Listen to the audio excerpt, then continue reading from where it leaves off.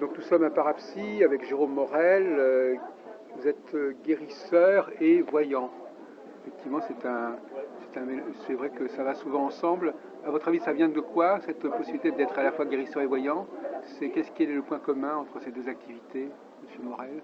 Le point commun, pour moi, le point commun, c'est de ressentir les personnes. C'est beaucoup une question de ressenti. Souvent, les personnes me demandent comment peut-on être voyant et guérisseur à la fois. Ah oui, c'est ce que Voilà, c'est souvent une question très, très classique. Alors, ce que j'explique souvent aux personnes qui viennent me voir, c'est que je m'impose une règle, c'est de ne pas mélanger les deux. Ah, Voilà. Pour moi, la voyance, ce sont deux énergies qui fonctionnent vraiment très très bien. La seule condition, et qui est quand même de taille, c'est de ne pas tout mélanger. Donc si je fais une consultation de voyance, pour moi la voyance c'est quelque chose qui doit être très constructif. On travaille vraiment sur du concret, sur des projets, sur un ensemble de choses qui sont relativement concrètes pour ma part en tout cas. Et lorsque je travaille par magnétisme, là je travaille plus sur quelque chose qui va être sur le corps et la globalité uniquement du corps de la personne qui vient me voir. Il m'arrive parfois de ne pas du tout parler lorsque je travaille par magnétisme, ou alors d'adresser quelques paroles toutes simples. Et je fais en sorte surtout de faire un distinguo entre ma pratique de la voyance et ma pratique du magnétisme. mais néanmoins, ce sont les mêmes énergies un petit peu pour vous qui fonctionnent en vous? Ou je veux dire, les facultés qui vous permettent d'être guérisseur, ce sont les mêmes qui vous permettent d'être voyant? Ce sont les mêmes. Simplement, j'ai très souvent remarqué lorsque quelqu'un vient me voir pour une séance de magnétisme, je me connecte un petit peu différemment. C'est-à-dire que je suis quelqu'un qui j'aime beaucoup la nature, j'aime beaucoup la mer, j'aime beaucoup l'océan, et je puise mon énergie, je la puise différemment, je la puise bien sûr là où je peux la capter, et ce que je ne fais pas forcément en voyance. En voyance, c'est quelque chose qui est différent. Je vais plus savoir des messages qu'on va me donner ce qu'on appelle en clairaudience et des flashs visuels. Et ce sont deux choses, vraiment deux manières. Mais quand vous êtes en soins de guérison, vous n'avez pas parfois des flashs de voyance? Si, voilà, tout à fait, ça, absolument, exactement.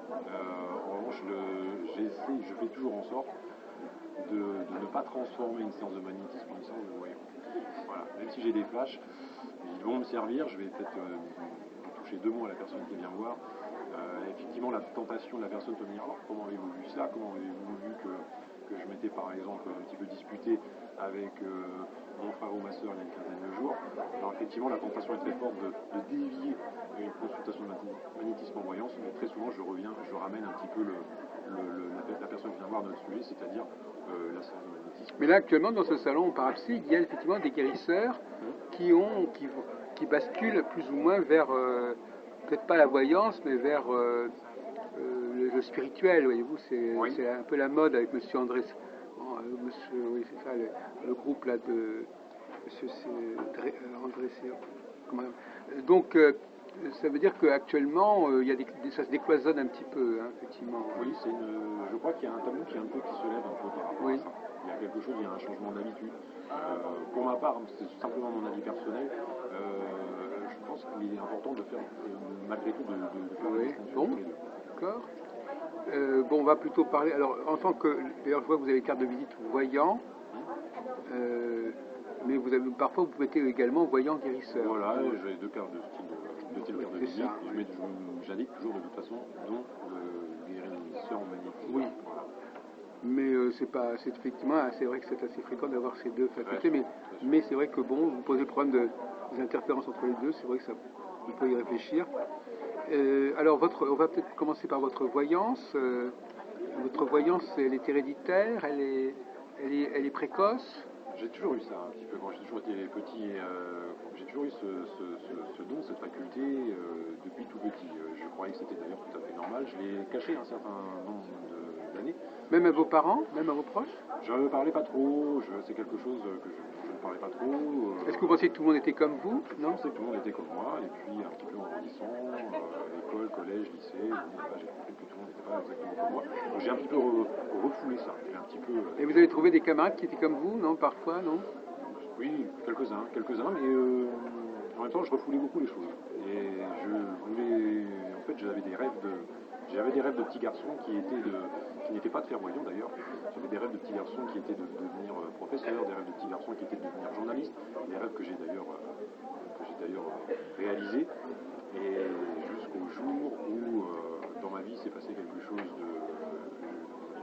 dans ma vie d'homme, il s'est passé ce qu'on appelle un choc émotionnel, c'est assez banal.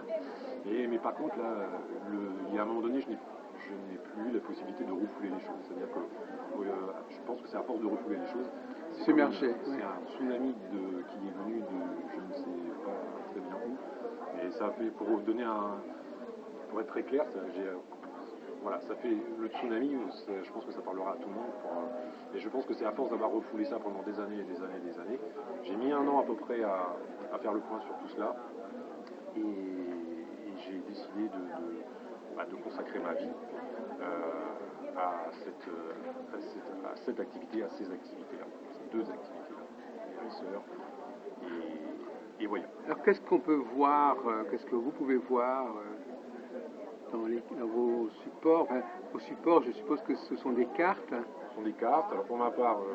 mais peut-être que vous avez d'autres moyens. Déjà, j'ai un certain nombre quand une personne vient me voir, j'ai tout un certain nombre d'images, de flashs, qui arrivent un petit peu, des fois un petit peu en ordre dispersé, un petit peu, voilà.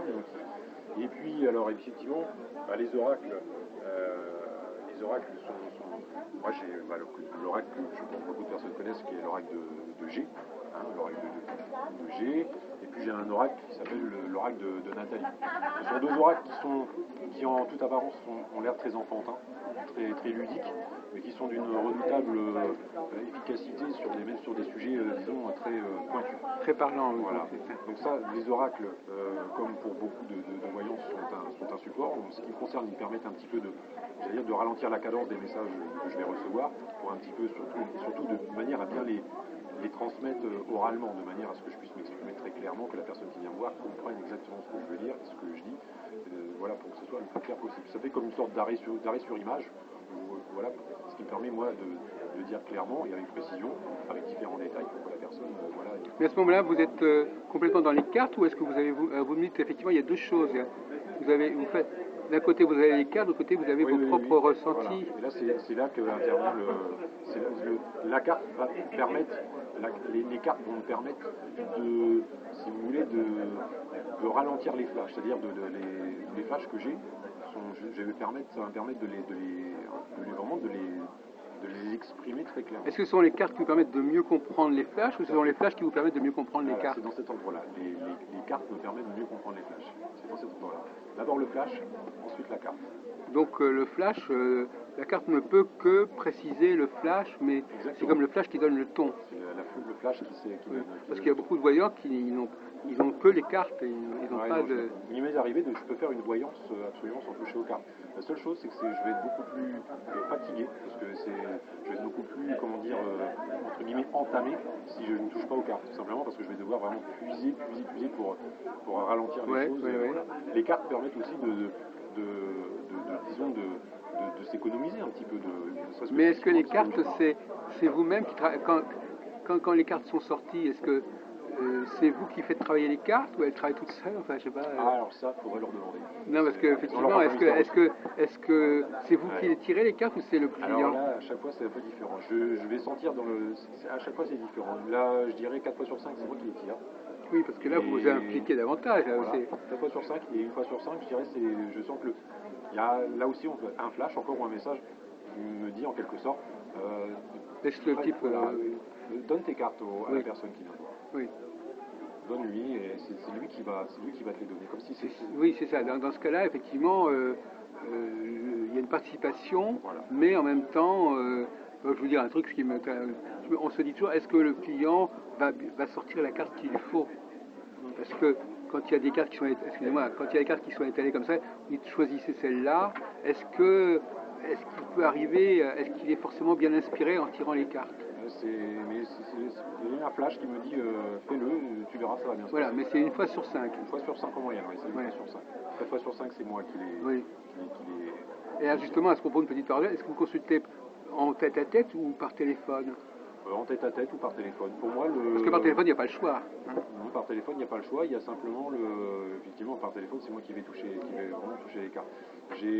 Par téléphone, ce qui est très intéressant, c'est qu'on est vraiment très très concentré sur les vibrations sonores de la voix, sur les différents. Moins que quand la personne est en face de vous, parce qu'il y a une dispersion. Quand la personne est en face de nous, il y a forcément la présence physique, il y a, Oui. voilà, il y a le regard, il y a la voix, il y a c'est pas forcément les utile. vêtements, la morphologie. Ah oui. Lorsque l'on est une personne au bout du téléphone, on a simplement des intonations, des vibrations vocales, une signature vocale. Et c'est quelque part, parfois, c'est très intéressant aussi. C'est une autre manière de... Les flashs d'ailleurs sont beaucoup plus, des fois, sont un petit peu, ont une autre couleur. À la limite, vous pourriez avoir un cabinet avec une cabine téléphonique, et puis les gens vous téléphonent, vous les voyez pas. Oui, après, c'est un métier qui est très... voilà, où certaines personnes, par exemple, ne veulent surtout pas de consultation par téléphone. Ils tiennent vraiment à avoir qu'on soit... voilà. Et d'autres personnes sont, au contraire, aiment bien... c'est urgent, c'est pressé. Alors l'intérêt justement des vidéos, oui. c'est que ça permet aux personnes qui vont consulter par téléphone de vous voir par ailleurs sur la vidéo. Oui. Et ça, c'est aussi utile. C'est-à-dire que la personne vous a vu, elle a eu le temps de regarder pendant 5 minutes votre vidéo, après elle vous téléphone, et elle a quand même le sentiment de vous sentir un petit peu. Voilà, c'est ça. C'est un intérêt de la chose aussi. C'est vrai que c'est un métier qui, de toute façon, est un métier où on travaille sur le vivant. Là-dessus, c'est incontestable. Oui. Donc, il y a beaucoup, effectivement, où on est... ne serait-ce que la personnalité du voyant, la personnalité du consultant sont déterminantes un petit peu dans le résultat de Est-ce que vous considérez que vous-même, par ailleurs, vous devez être... Est-ce que vous êtes... On peut dire que vous êtes psychologue aussi, quelque part, en dehors de voyant et guérisseur Moi, je suis absolument sûr et certain qu'il faut être psychologue quand on fait de la voyance. Enfin, il faut avoir de la psychologie. Il faut avoir de la psychologie.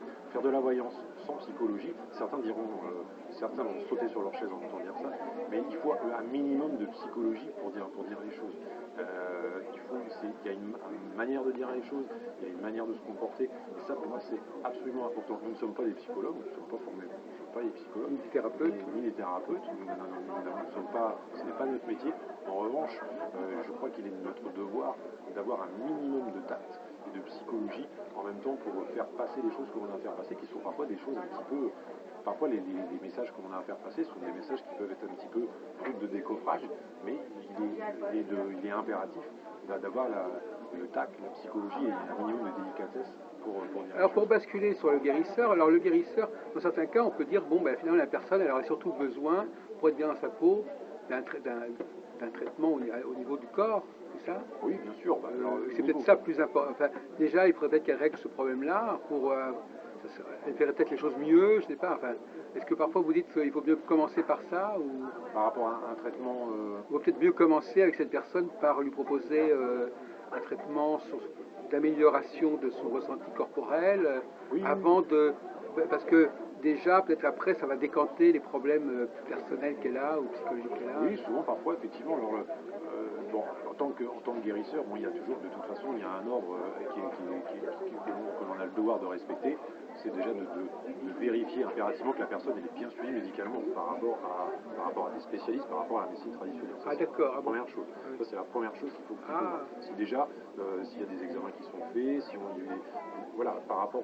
je renvoie, si c'est quelqu'un qui vient me voir et qui n'a pas... Un médecin traitant. Un médecin traitant, pour moi, c'est le premier bonjour. Hein. C'est impératif que les médecins, pour moi, bon, à ce point-là, d'accord. Et ensuite, moi, j'ai ma manière de faire. À la limite, je n'invente rien, je pense que c'est la moindre, ça va sans dire. On travaille au minimum, on est complémentaires. On est complémentaires. C'est comme un kinésithérapeute. C'est de la paramédecine. Enfin. On est complémentaires, on complète quelque chose. Mais on arrive, moi j'arrive en dernier. Je veux dire pour autant que ce soit le médecin qui doit recommander que la personne aille chez vous. Ah non, on n'en est quand même pas là. Moi je me place en dernier, vous voyez, je me mets en dernier. Mais il n'a pas besoin d'avoir le client n'a pas besoin d'avoir l'assentiment de son médecin pour vous aller. Bien sûr que non. Mais moi par contre, ce que je demande, c'est que si je sens qu'il y a je sens quelque chose, je passe une bonne partie de mon temps très souvent à orienter des personnes qui viennent me voir chez des médecins. Vous en connaissez certains?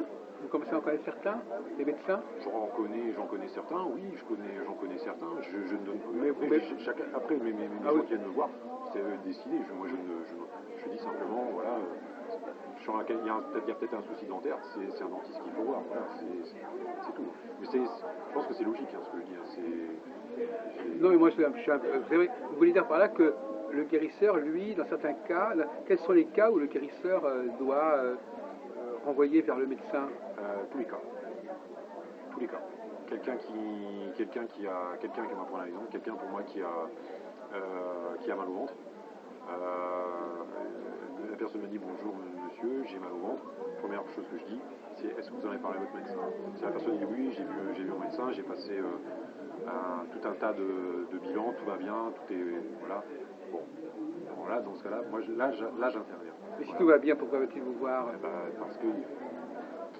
Parce que elle a mal. Tout va bien, mais ça va pas bien pour autant. Voilà, dans ce cas-là, mais moi là j'interviens. Oui, voilà. C'est le dernier recours. Et la deuxième option, la personne vient me voir. Tiens voilà, j'ai mal au ventre. Alors je dis vous avez vu un médecin? Il me dit oui, on a passé des examens, effectivement il y a tel et tel souci. J'ai un traitement médical, mais je me sens pas très bien, je me sens un peu fatigué et tout. Dans ce cas-là, effectivement, moi j'interviens, mais là, effectivement, en complémentarité. Nous sommes complémentaires de quelque chose. D'accord. Voilà.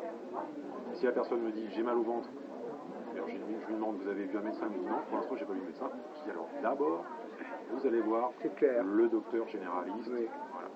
Vous voyez, c'est une manière de faire qui me paraît. Non, mais bon, on a compris votre démarche. Le but, c'est que la personne aille bien. Que la personne aille bien, soit guérie. Alors que ce soit quel que soit le moyen de guérison, c'est que la personne soit guérie. Le but suprême, c'est que la personne. Vous êtes sur les résultats.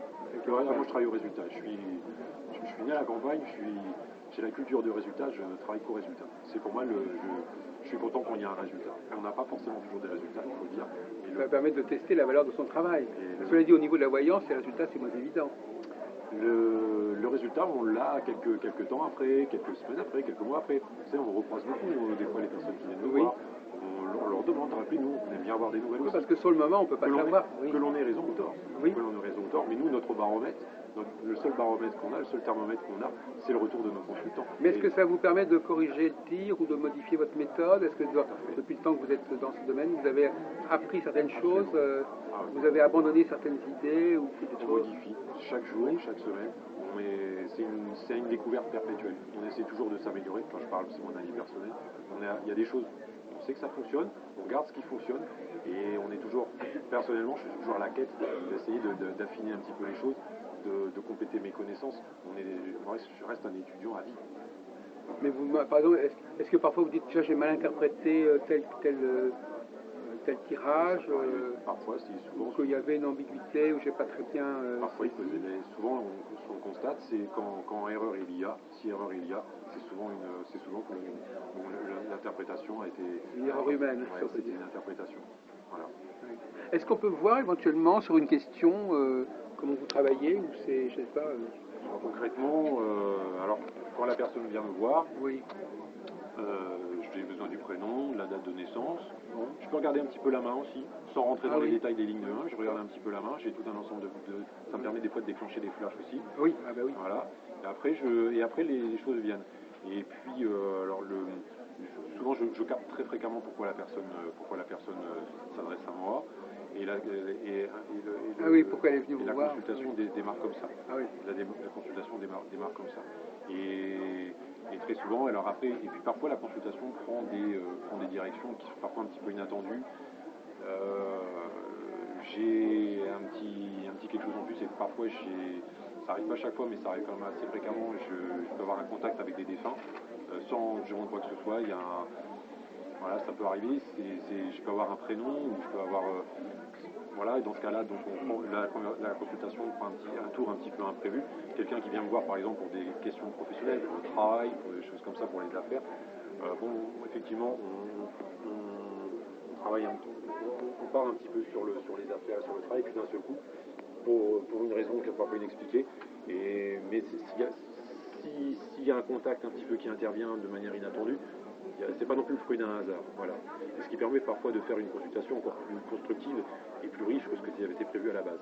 Pour une question parfois tout à fait pratico-pratique, on en arrive à quelque chose qui va prendre une dimension beaucoup plus humaine. Alors, moi, j'ai consulté, enfin, j'ai parlé avec beaucoup de praticiens, et est-ce que vous, par exemple, par exemple, vous allez dire, voilà, effectivement, il va vous arriver, ou il faut vous attendre à certaines choses, mais pour avoir plus de choses à votre côté, il faut que vous récitiez des prières ou des mantras, ou... Ouais, je suis croyant, moi j'ai la foi. Hein. Voilà, j'embête personne avec ça, mais je suis croyant, j'ai la foi. Après, je ne le demande pas aux gens, clairement. Par contre, les gens savent hein, que je suis croyant, j'en parle pas beaucoup, mais les gens savent. Par contre, moi je peux le faire un petit peu de mon côté, pour un petit peu aider les gens, ça c'est une chose. Voilà, j'ai la foi. Voilà, parce que souvent, finalement, c'est vrai qu'il y a un certain type de relation entre le client et son... C'est que la personne, elle attend du voyant qu'il lui annonce des choses, mais aussi qu'il l'aide, qu'il lui porte chance, en quelque sorte, qu'il l'aide à ce que ça se produise, en fait, à la limite. Voilà, absolument. Alors, il y a effectivement des choses comme ça. Alors, moi je dis, il y a toujours les raisons inexpliquées qui font que le rêve s'accomplit. Il y a toujours une part de mystère. Moi, il y a toujours une part de mystère. Moi-même, je suis parfois un petit peu dépassé. Et quand on me demande d'expliquer pourquoi ce que j'ai dit, ça s'est passé, et j'ai dit, écoutez, ça s'est passé. Vous dire pourquoi, j'en suis strictement incapable. Et pour moi, il y a toujours une part de mystère. Je n'arrive pas à expliquer l'inexplicable. Et ça s'est passé, donc tout le monde est content, c'est principal. Et puis, il y a une part inexplicable. Je suis assez quand même. J'ai un côté très. En même temps, j'ai un côté qui peut être un peu rationnel.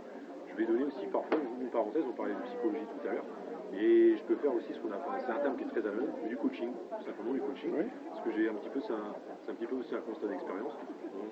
Quand on est en consultation de voyance, on capte un potentiel sur une personne, un potentiel parfois très fort, plus ou moins fort, mais parfois très fort. Et puis, alors après le potentiel, la personne décide soit de l'exploiter, soit de ne pas l'exploiter. L'avantage, c'est que parfois, quand on fait un petit... quand la personne attend un petit peu de nous, on sent qu'elle attend de nous un petit quelque chose en plus, c'est quelque chose, à la limite, c'est un encouragement. Ça peut être un simple encouragement, voire un travail de coaching, un petit peu de ce qu'on appelle un accompagnement. Et puis, ça évite, ce que je dis, ça évite des fois de gâcher un potentiel et puis d'aider les gens parfois à accomplir des choses qui auraient pu rester lettre morte si ça s'était arrêté stricto sensu une consultation de voyance. Pour moi, une consultation de voyance, elle a une vie, elle vit. Il y a un suivi. C'est quelque chose qui est vivant. Oui. Quelque chose qui est vivant, qui va vivre. Une voyance, pour moi, n'est pas un spectacle, c'est pas un show. C'est quelque chose, c'est un moment qu'on passe à deux, et puis après ça vit. Ça vit pendant des semaines, des mois. C'est quelque chose qui. C'est vous qui téléphonez ou c'est elle qui téléphone, la personne? Très souvent, ce sont les personnes qui me rappellent. Elles vous tiennent au courant, elles disent c'est pas encore produit ou je sais pas très bien quoi faire avec. Ouais. Il y a certaines personnes que je peux rappeler, je demande toujours la permission, on va déranger les gens, est-ce que je peux vous rappeler? Et très souvent, je laisse plutôt les gens me rappeler quand ils veulent. C'est par rapport à ça, si je suis disponible, je réponds tout de suite. Sinon, il y a la messagerie. Mais les gens sont toujours. Pour moi, je donne toujours l'entière liberté aux personnes de me rappeler si elles le veulent ou si elles ne le veulent pas. Parfois, il y a une consultation qui s'arrête. Éventuellement, vous pouvez leur donner des conseils pour arriver à ce qu'ils attendent ou ce qu'ils veulent. Lorsque je sens qu'elles sont en demande, le voyant n'impose rien. Un voyant n'a rien à imposer. Si elle vous dit j'ai essayé ça, mais ça n'a pas vraiment marché, vous leur dites oui, il n'est peut-être pas fait comme vous pourriez peut-être essayer autrement. Je sens que la personne est vraiment en demande, en attente de conseils, et si j'ai un conseil à donner, parce que parfois j'en ai pas à donner, mais si j'en ai un à donner, je sens que mon conseil va pas être un conseil à côté de la plaque. Si je sens que le conseil à donner peut aller dans la construction, toujours dans la construction, dans ce cas-là, C'est pas forcément un conseil de voyant, c'est un conseil de bon sens. C'est un conseil d'expérience. C'est un conseil, oui, tout à fait. C'est un conseil d'humain qui va au-delà. Oui, voilà, c'est ça. C'est même pas. Le point de départ est la voyance, mais après la voyance, comme le conseil va des fois donner un petit peu un déclic de quelque chose. Le résultat. Mais éventuellement, ça ne vous empêche pas éventuellement de prier pour la personne ou pour prier pour que les choses se fassent bien. Vous priez qui? Alors vous priez Dieu, vous priez les guides, vous priez le subconscient. Parce qu'actuellement on parle beaucoup de subconscient, il faut communiquer. Pour moi, les intelligences. Je m'adresse aux intelligences. Il y a des intelligences autour de nous. moi, je m'adresse à des intelligences. Alors justement, est-ce que ces intelligences, est-ce qu'elles sont d'accord forcément avec ce que veut la personne? Est-ce que les intelligences, est-ce qu'on en a parlé aussi? Est-ce que l'idée c'est, parce qu'on parle de résultats, mais est-ce que c'est bon que la personne ait les résultats qu'elle voulait avoir? C'est un problème moral, parce que si elle veut un truc qui finalement ne tient pas debout, peu importe. Comme on dit, dans ce cas-là, je décline la lutte. Si déjà ça rentre pas si je sens que ça rentre pas dans mes convictions, si je sens que c'est pas non plus dans l'intérêt de la personne, je déclare forfait. Je décline la lutte et je dis effectivement, comme vous dites, c'est pas forcément bon. Et oui. il y a des choses quand je sens que c'est pas du tout dans que c'est pas des valeurs que je partage, que c'est pas dans mes convictions, voilà. Je décline la lutte, je dis voilà, je suis pas la personne qu'il faut. Voilà. Oui. Je dis il y a sûrement une autre personne qui va être plus à la hauteur que moi. Je dis je pense que je suis pas la personne qu'il faut. À partir du moment où on est dans un partage de valeurs communes, qu'on a des valeurs qui sont, dans ce cas-là, on peut faire du bon travail. Si on prend par exemple cette expression classique de retour d'affection, par exemple, est-ce qu'il est légitime de demander ce genre de choses ou de vouloir ce genre de choses? On va le sentir parfois. On sent parfois il y a une forme d'incompréhension ou de.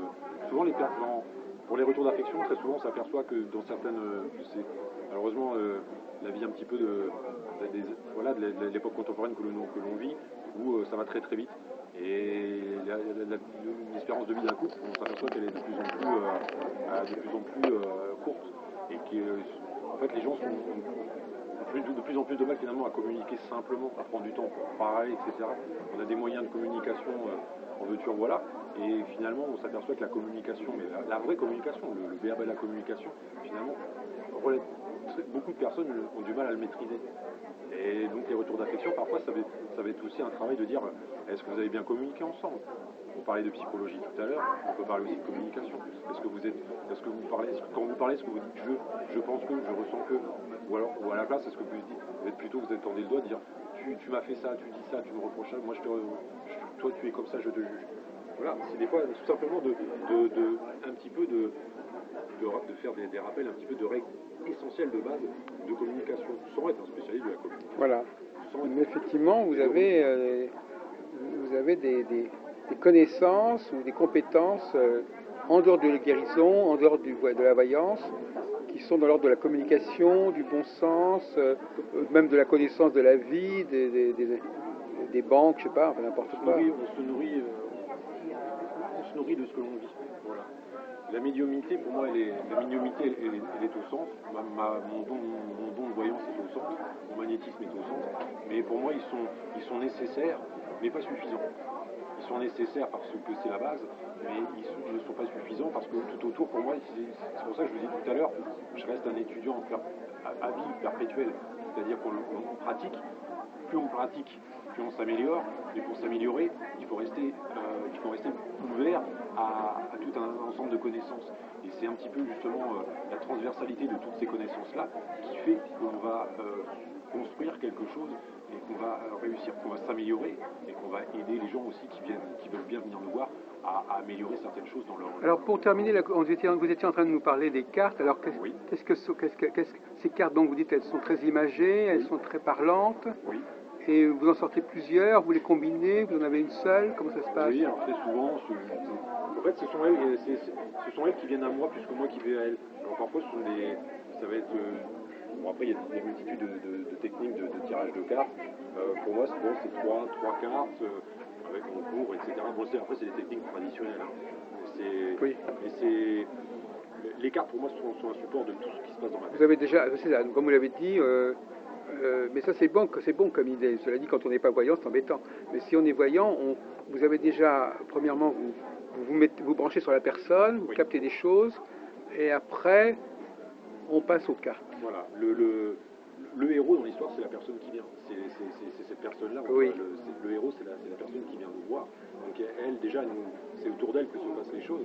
Et les cartes, elles nous assistent. Les cartes, elles prolongent.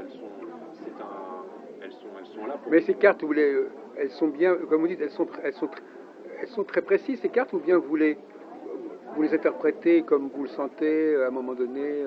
En règle générale, c'est très précis. C'est très précis. Après, c'est très précis. Après, il faut juste savoir faut que nous aussi on soit très précis dans la manière dont on va exprimer les choses. Voilà.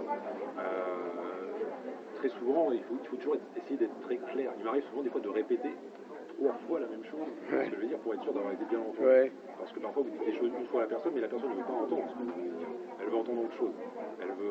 Vous lui dites Pierre, elle veut entendre Paul. Alors vous lui dites, moi je dis Pierre. Si vous ne dites pas 3 fois, parce qu'après la personne va vous dire oui, mais elle ne l'avait pas dit. Parfois il m'arrive de dire les choses 3 fois. Oui. Écoutez, je vous remercie beaucoup, Jérôme Morel. Je crois qu'on a bien fait connaissance avec votre personnage, votre éthique, vos méthodes, voilà.